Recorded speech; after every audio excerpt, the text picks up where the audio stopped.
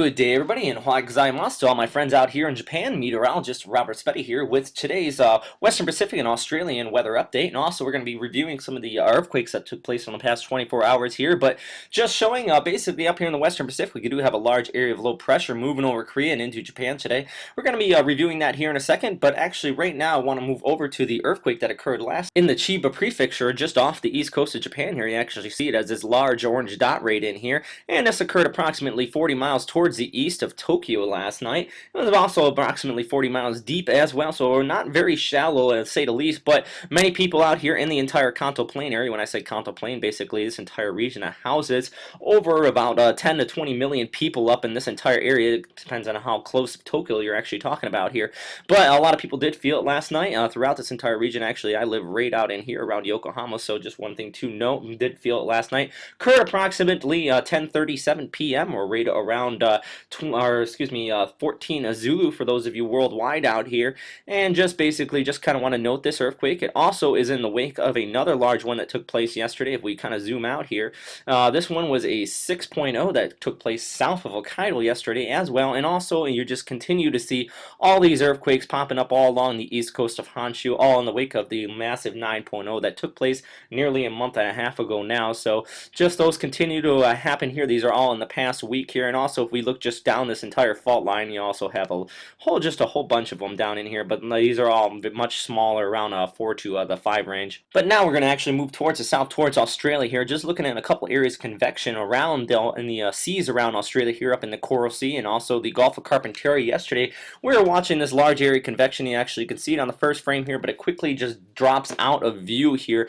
and it's no wonder actually. If we look at some of the wind shear analysis here, you can see approximately 20 to 30 knots of wind shear up in this region right through here. So this really did get dissipated out here. But also looking at another area of convection here just west of New Caledonia, not looking at any tropical development here out of it. Actually, I'm sure you could have seen it on the sat shot just prior. There it is again actually here if you did miss it. Seeing it explode here in the last several hours. Now my main thought process behind that is likely due to heating, daytime heating out there, and you're going to get a pretty good rain shower there in Niue, and especially most of New Caledonia, the northern end, will be seeing an extent of rain showers throughout this evening as that moves into that region. But not looking at any cyclonic development out of it, as it is sitting under about 40 to 50 knots of wind shear, especially on the southern extent right in here. But it is expected to drift off towards the east here before it dissipates likely by this evening, before bringing a lot of rain showers here for much of New Caledonia. Another area I do actually want to watch is up near Timor once again here, actually seeing about 5 to 10 knots of wind shear up in there, and also very high sea surface temperature, right around 85 degrees or approximately 29 degrees Celsius up in here in this entire region in the Timor Sea. So lots of that and heat, and an ability for any tropical development to spark up rather quickly is still the high potential in that region. And as you can see, there still is a very large area of convection up in here, all associated with the monsoonal trough.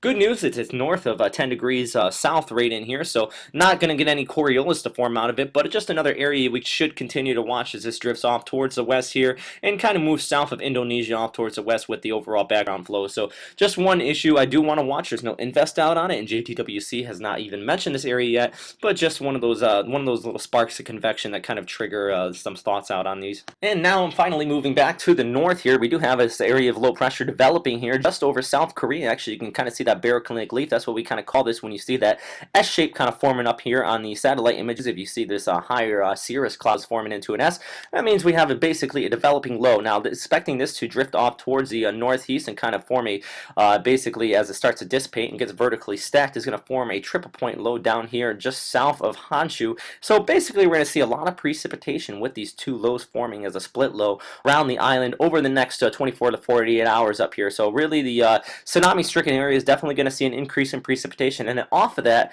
we're going to see a cold front extend down towards the southwest here, and so you're going to kind of see a stationary front develop off of that as well. So going to see an increase in precip from Taiwan over to Okinawa. But good news, no real big surprise here, as we have been watching this develop up here over the past several days, as we see an upper level trough kind of just pick up the stationary front and develop into a low pressure here moving across Korea today.